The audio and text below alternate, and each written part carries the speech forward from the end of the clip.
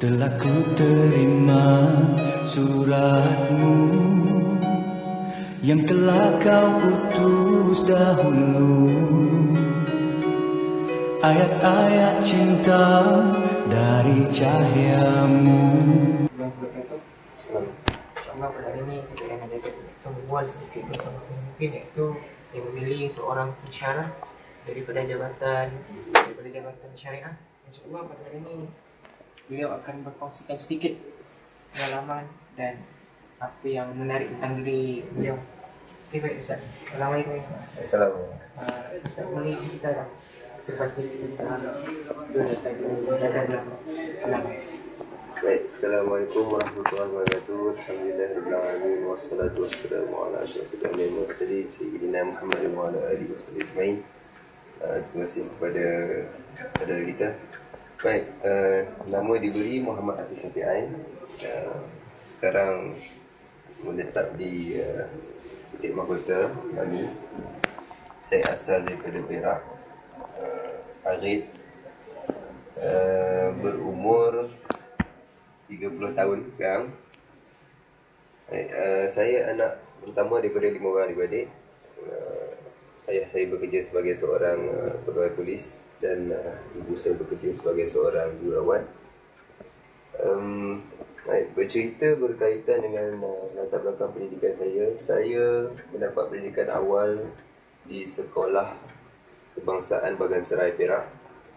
Kemudian melanjutkan pelajaran di peringkat menengah di Sekolah Kebangsaan Parlimen Bukit Gantang, Parlimen Buntar Perak.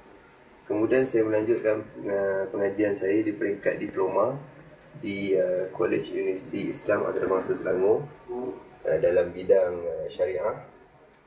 Dan seterusnya melangkah ke peringkat sarjana muda di Universiti Sains Islam Malaysia Nilai dalam bidang sarjana muda fiqh dan fatwa. Dan seterusnya saya melanjutkan pengajian saya lagi ke peringkat sarjana di Universiti Kebangsaan Malaysia dalam bidang sains dan teknologi. Dan sekarang saya sedang menjalankan pengajian saya dalam bidang peradaban Islam, Falak Syar'i di Institut Islam Hadari UKM. Dan sekarang saya bekerja sebagai dalam masa yang sama saya bekerja juga sebagai seorang pensyarah di Jabatan Syariah Fakulti Pengajian Islam Universiti Kebangsaan Malaysia. Itu je lah, ada.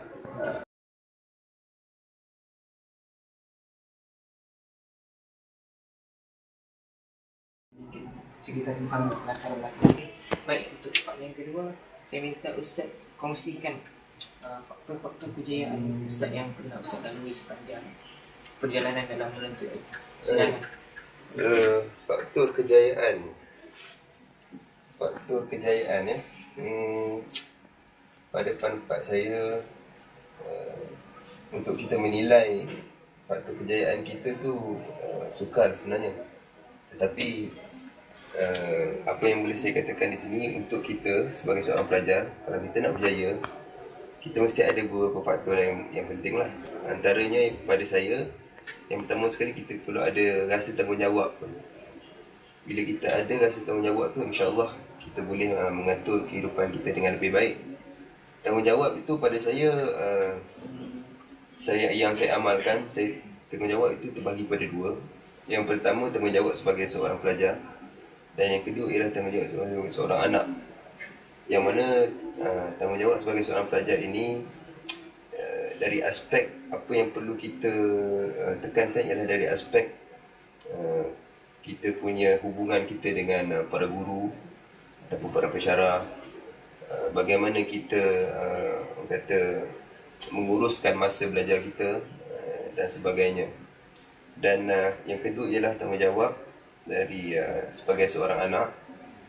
Di samping kita mempunyai tanggungjawab kepada guru, pensyarah dan sebagainya sebagai seorang pelajar, kita juga perlu ada tanggungjawab sebagai seorang anak, yang mana kita tak boleh abaikan keluarga kita. Walaupun kita tahu tanggungjawab utama kita ialah sebagai seorang pelajar, tapi kita tak boleh abaikan tanggungjawab kita sebagai seorang anak. Sebagai contoh kita sibuk menguruskan hal pembelajaran, tapi kita abaikan hal keluarga. Keluarga minta ataupun ibu minta kita untuk balik ke kampung dan sebagainya. Kita cakap kita sibuk apa semua, dan itu kita tidak nampak, kita tidak menguruskan masa itu dengan baik lah. Jadi perlu ada keseimbangan di antara pembelajaran dan juga keluarga. Yang mana kita tanggungjawab sebagai pelajar, tanggungjawab keluarga pun kita kena tunaikan juga. Kita tak boleh tinggal terus lah. Walaupun hakikatnya sebenar tanggungjawab sebagai seorang pelajar itu ialah kata hakikat tanggungjawab utama kita. Tapi perlu juga kita ada keseimbangan di antara pembelajaran dan juga keluarga. Itu pada saya lah yang pertama.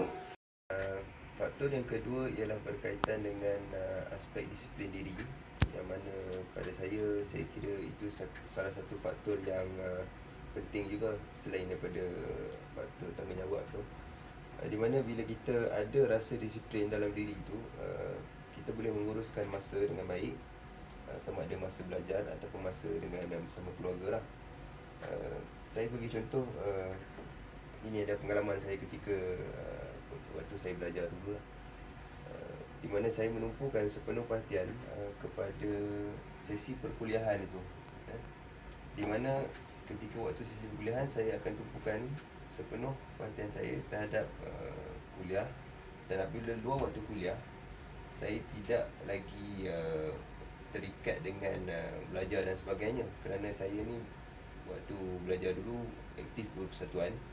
Jadi waktu itu saya gunakan untuk menyelesaikan ataupun menyiapkan tugasan-tugasan yang berkaitan dengan persatuan.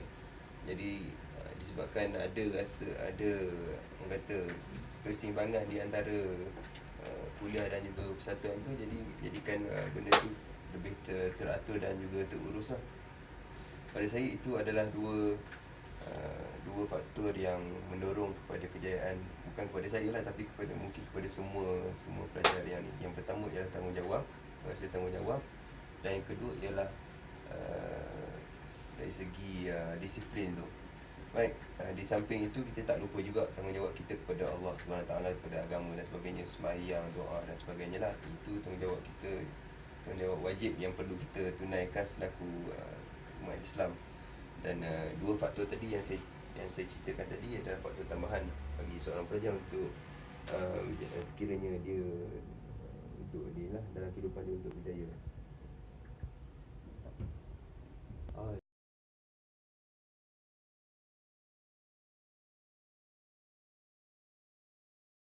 Perkongsian yang menarik daripada Ustaz. Untuk part yang ketiga, saya minta Ustaz kongsikan sedikit cabaran sepanjang Ustaz dalam menuntut ilmu. Contohnya kehidupan mahasiswa ni kita tidak nafikan ada A, ada B. Jadi cabaran tu macam pelbagai. Jadi Ustaz minta kongsikan sedikit cabaran sepanjang menuntut ilmu ketika dahulu. Baik, cabaran ya. Cabaran pada saya mungkin dari aspek pengurusan masa lah.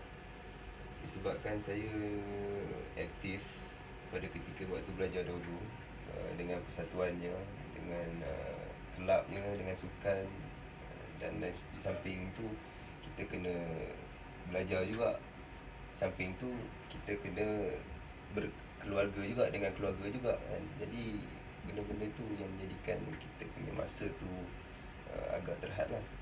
Tetapi itu tidak menjadi itu antara cabaran lah, tapi itu tidak menjadi masalah kepada saya sekiranya kita menguruskan masa itu dengan baik. Jadi cabaran dari pada pendapat saya, cabaran tu mungkin paling ketara dari aspek masa lah, pengurusan masa tu. Walau bagaimanapun, disebabkan saya mengamalkan saya masih lagi mengamalkan sistem jadual. Maksudnya macam mana kita ada jadual pada waktu kita belajar kecil-kecil dulu, sehingga besar, sehingga sekarang saya masih lagi mengamalkan sistem jadual. Maknanya seminggu tu saya dah susun dah lah jadual saya. Isnin daripada pukul ini ke pukul ini apa saya nak buat, ini ke ini apa saya nak buat, sampai malam lah. Jadi disebabkan ada jadual tu, saya masih lagi boleh orang kata menguruskan masa dengan baik. Itu cabaran yang pertama. Baik, cabaran yang kedua, saya rasa ini cabaran ni adalah cabaran orang kata faktor yang mengekang semua pelajar lah, dari segi kewangan. Saya family saya bukan family yang orang kata ada duit lah kan. Jadi family yang biasa-biasa. Jadi kami ni adik-beradik kalau nak belajar, ibu bapa tu tak berapa ni nak mampu nak bagi duit. Jadi kami kena usaha sendiri. Jadi di antara usaha-usaha itu ialah kena kerja, kena buat kerja sampingan dan sebagainya. Banyak juga kerja-kerja sampingan yang telah saya buat dan yang kata untuk menyara hidup tu. Dan alhamdulillah setakat ni pengajian saya di peringkat tinggi daripada mula sampai ke sekarang. Alhamdulillah mendapat tajaan lah, sebabkan kita usaha tu dan mungkin Allah SWT tolong. Dan kalau nak harapkan kepada keluarga tu, saya rasa saya tak belajar sekarang ni. Saya mungkin dah bekerja dan sebagainya. Sebab itulah dua bagi saya, dua aspek tu adalah dua cabaran yang paling utama yang saya hadapi ketika waktu pelajaran saya. Selain daripada tu, saya rasa tak ada apa kot. Itulah.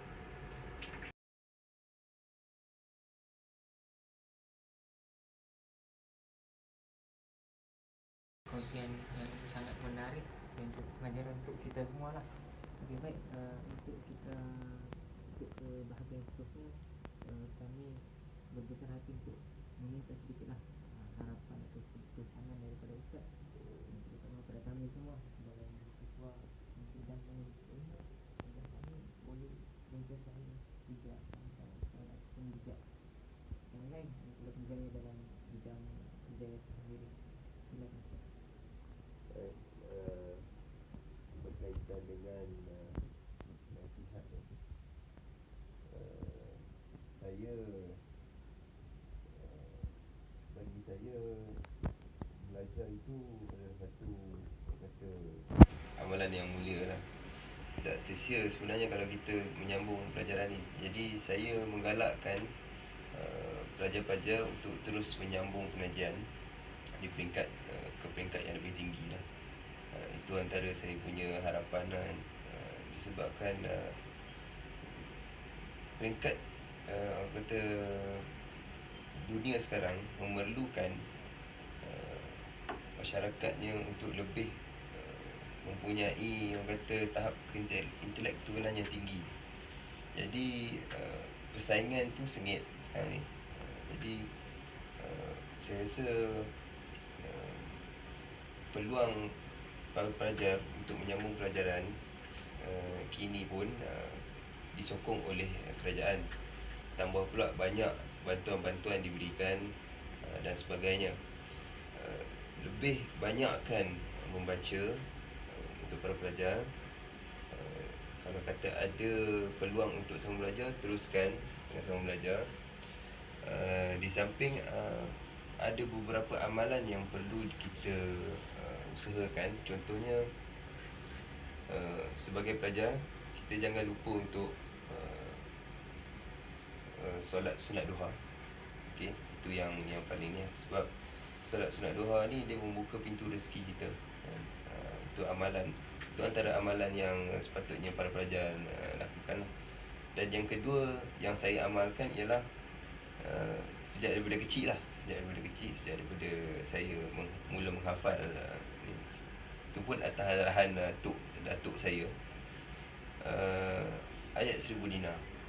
Ayat 1000 dinar setiap kali selepas solat fardu, jangan ditinggalkan. InsyaAllah kita akan sentiasa merasa tidak kesorangan. Maksud saya, bila kita dalam kesusahan pun, InsyaAllah Allah akan tolong kita. Saya tak tahulah ini kebetulan ataupun realiti, tetapi setiap kali saya berada dalam kesusahan, contohnya dalam bila kita kesepitan wang lah, bila saya kesepitan wang, tiba-tiba ada je duit daripada sana sini yang masuk. Kadang-kadang ada saudara bagi kan. Kadang-kadang kawan lama-lama kita tak pernah apa hubungi pun, tiba dia kata hello Assalamualaikum Fiz, ni hari tu saya ada hutang ni nak bayar, tiba-tiba datang. Saya tak tahu lah ni kan, tapi mungkin dengan amalan tu lah kan, saya pun tak ni lah, cuma harapnya amalan apa saja amalan yang kita buat tu mendapat keredaan Allah. Dan yang paling penting sekali, jangan lupa tanggungjawab kita sebagai seorang anak, dan perlu, macam saya cakap tadi, perlu ada keseimbangan di antara tanggungjawab kita sebagai seorang pelajar dan juga anak. Jangan lupakan keluarga. Apa yang saya boleh katakan di sini ialah, kalau kita kejar akhirat, insya-Allah dunia akan ikut. Tetapi kalau kita kejar dunia,